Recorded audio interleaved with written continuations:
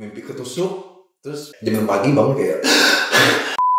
Terus ada salah satu warga Cirebon yang Insta story, terus dia lingkarin katanya ada almarhumah nontonin di sini.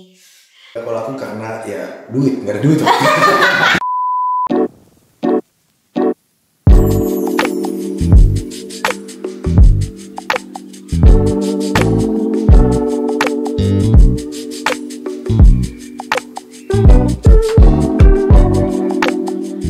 Kalau dari aku sendiri sih kenapa aku tertarik awalnya, karena emang aku tuh udah tahu tentang kasusnya almarhumah tuh jauh sebelum ada kabar kalau bakal difilmin. Jadi emang aku udah tahu waktu kasusnya tuh viral di tahun 2016. Terus karena baru dikabarin bakal jadi film gitu. Dan emang awalnya pun aku diganti-ganti perannya, jadi aku nggak langsung masuk tuh jadi peran Vina gitu. Awalnya aku sempat jadi temennya Vina dulu. Pokoknya sempat diganti-ganti perannya sampai akhirnya keluarga tuh ngelihat beberapa kandidat untuk yang jadi Vina, dan mereka ngerasa kalau aku yang fisiknya tuh paling mirip gitu sama almarhumah, dan mereka yakin kalau dengan bantuan look yang mirip sama almarhumah itu bisa ngebantu untuk penonton tuh lebih ngerasanya tuh lebih dekat gitu, lebih nyata gitu. Awalnya sempet takut sih, sempet ragu bisa nggak ya gitu, cuman setelah tahu kalau misalnya emang kasusnya ini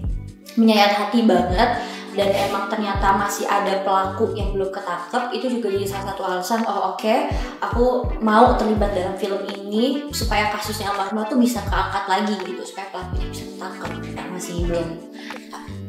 Kalau aku sendiri waktu itu aku casting, dan sebelumnya aku juga nggak tahu sih aku dapat peran apa dan berperan sebagai mana. Tapi waktu itu emang aku casting langsung yang adegan, kalau nggak salah emang langsung dapat karakter yang Linda. Tapi aku waktu itu jadi kayak flashback, Linda tuh yang mana ya? Oh ya waktu itu ada di rekaman audio itu, dan jadi kayak flashback itu sih sebenarnya aku jadi kayak waktu itu kasus ini pernah viral, itu jadi kayak warning buat anak-anak.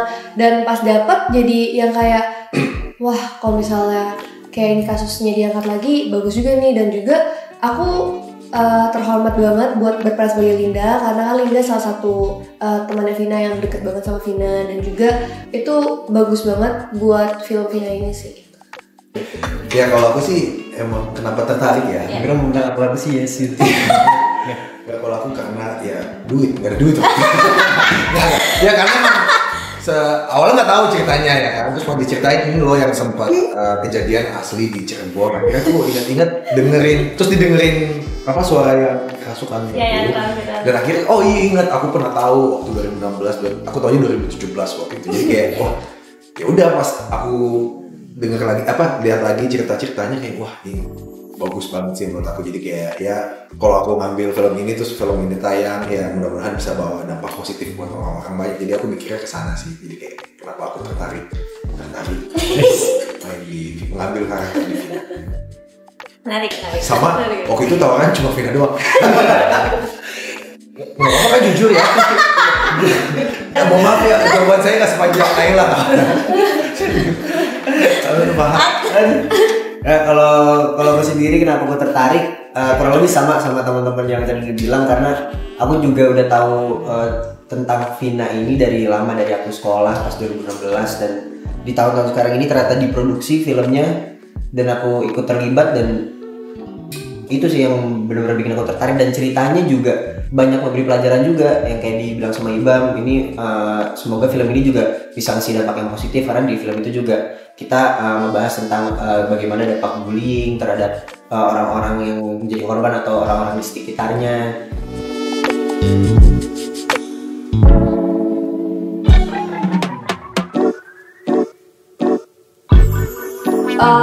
Persiapan aku sendiri sih sebenarnya lumayan makan waktu di reading itu kita lumayan lama lah prosesnya.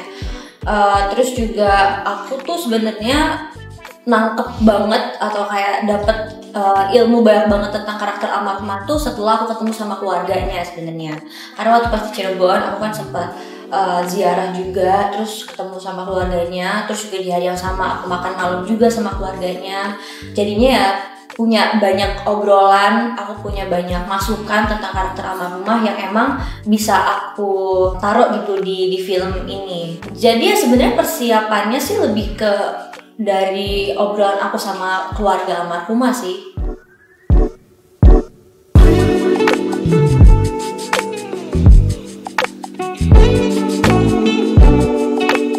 Nah Kak Ibang nih ada banget nih. Oh, aku di kamar di waktu di. Boleh ya? Oh, boleh lihat sini. Ada kamar.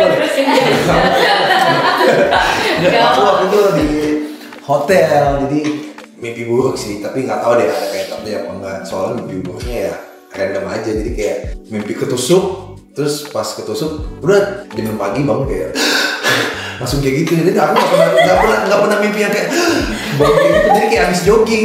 Biasanya mimpi. Coba ulang lagi. Betul gitu sih. Bangun kayak gitu, jadi kayak ini apa ya, kenapa apa emang ada energinya atau gimana? Tapi karena aku nggak pernah mimpi semimpi yang kayak berdua sesek gitu, apa kayak aku jangan aku covid lagi gitu, kayak sesek gitu. Tapi aku nggak mau hubung-hubungkan ya. Iya. Karena bisa jadi kebetulan. Bisa jadi kebetulan. Waktu itu tuh kita lumayan lama sih. Yang paling berasa banget itu waktu kita syuting di TKP di Jembatan Talun Cirebon. Itu yang emang waktu itu almarhumah tuh ditemuinya di sana. Banyaknya tuh kita syutingnya malam. Jadi maksudnya kayak di jam-jam yang rawan gitu, jam 2, jam 3 kita tuh masih di situ.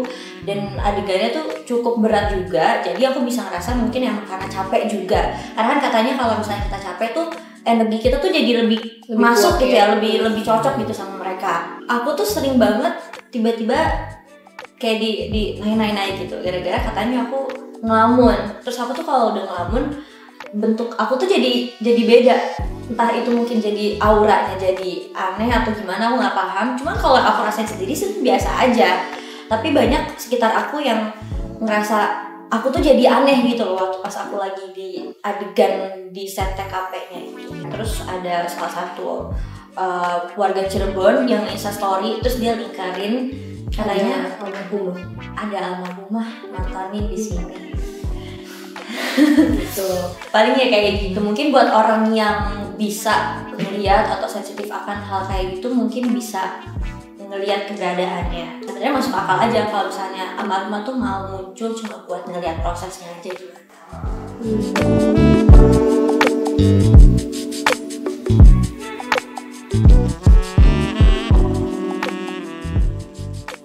Pastinya buat dari film ini banyak banget pelajaran yang bisa diambil ya.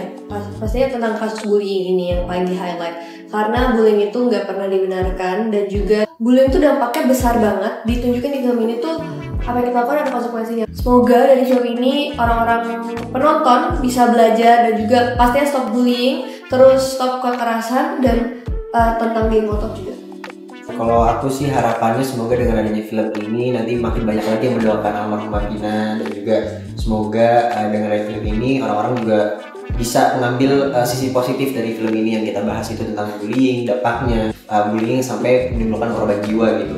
Dan semoga masyarakat juga bisa menerima film ini dengan baik sih, karena sempat ramai juga kan beberapa cuitan yang bilang film ini malah jadi bahan eksploitasi untuk keluarga Vina dan lain-lain, yang padahal enggak sama sekali. Film itu malah berbanding terbalik sama itu. Kita ini dibantu banget sama keluarganya Vina, dan gak mungkin film ini tuh bisa jadi kalau misalkan keluarganya dari almarhumah juga gak setuju gitu. Dan juga harapan kita pastinya semoga almarhumah mendapatkan keadilan yang dia deserve, karena ini udah berjalan selama dari 2016 sampai sekarang belum selesai. Jadi itu harapan kita, semoga kasusnya selesai dan almarhumah dapat keadilan.